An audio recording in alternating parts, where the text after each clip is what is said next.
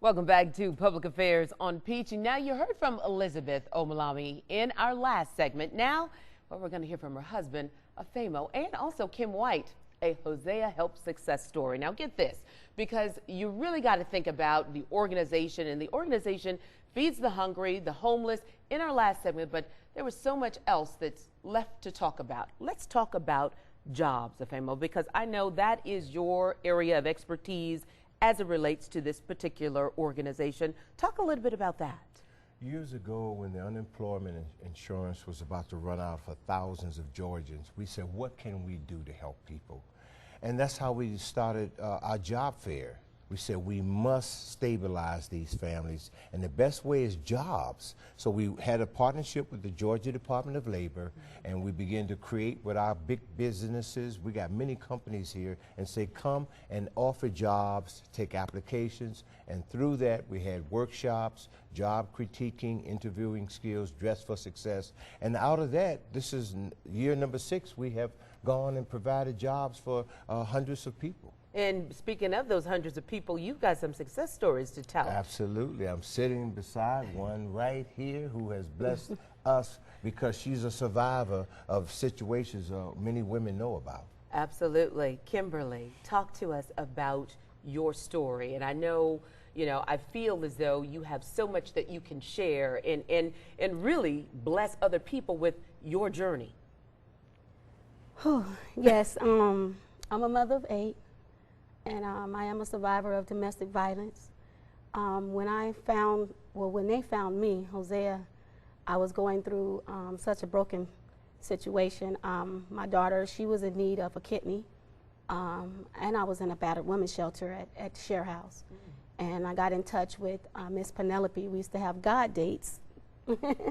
And she mentioned Mrs. Omalami. And when I tell you, the minute that I got plugged in with them and met them personally, it was instant. Doors just started to come open, and the blessing and all of that. My daughter, because I was unable to get on the kidney list because I didn't have a permanent address. They were the ones. Excuse me, I'm sorry. I always get emotional about this. No, that's okay. That's all right, because if it's real, it's real. You start talking about your journey, you should get emotional about it. That's all right. It's because of them.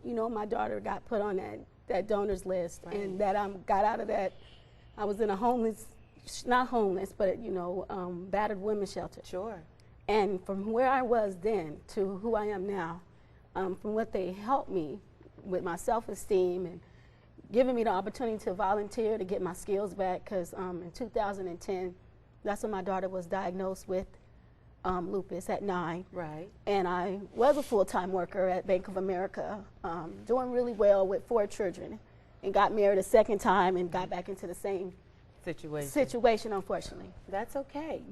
But that's okay.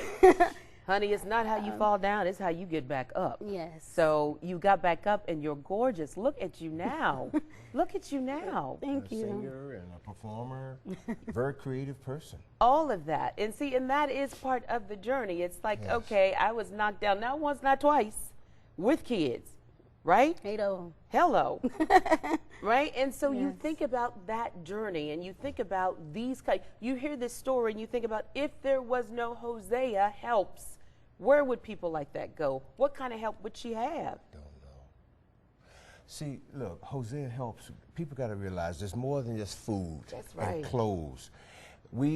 That's why we have counselors. That's why case managers. We walk people back to wholeness. Yeah. That's the whole key to us. Yeah. It's not just these big dinners.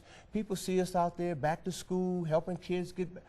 It's about helping people with the transformative process, coming to wholeness and being empowered. As now this woman can actually say, I'm empowered now to do for others. And she goes around schools talking about what it is to help young women not get in the same situation. And you recognize, that's exactly right, recognizing how many women won't speak up. It takes courage to be who you are.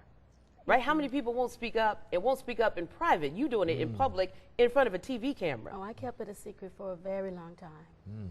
So you definitely need to speak out and stop hiding behind a mask. So it's definitely, I understand, and that's why my passion is working with teen girls, because it started as young as 14.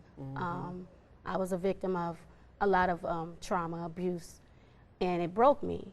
But I can say, just with knowing this organization, they did not only just help me with one thing or two things, they helped me with spiritually, talking to me. Mr. Amalami and Mrs. Amalami would come and speak to me, and just was a blessing in my life. Well, the phone number is there on the screen. If people want to call, they want to offer their volunteerism, they want to write a check, because these things just don't happen through osmosis. You need help. Yes. Those things are extremely important. Let me ask you this before we go to break.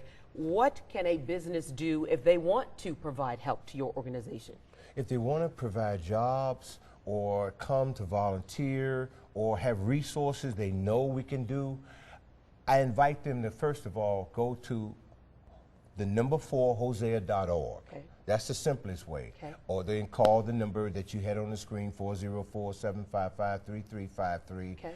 to let us know, I have this available for you. Can you use it? And 9 out of 10, yes, we can use what they have to offer. Absolutely. Because it's about community. It's a family. These is. dinners aren't just about homeless people coming, working poor, families, and you don't have to be in one of those categories. It's for the whole city as a community to say, we're standing strong. Absolutely. Thank y'all for that. Thank you. Don't go anywhere. When Public Affairs on Peach returns, we'll talk to the new CEO of the Atlanta Community Food Bank. Stay with us. We're right back.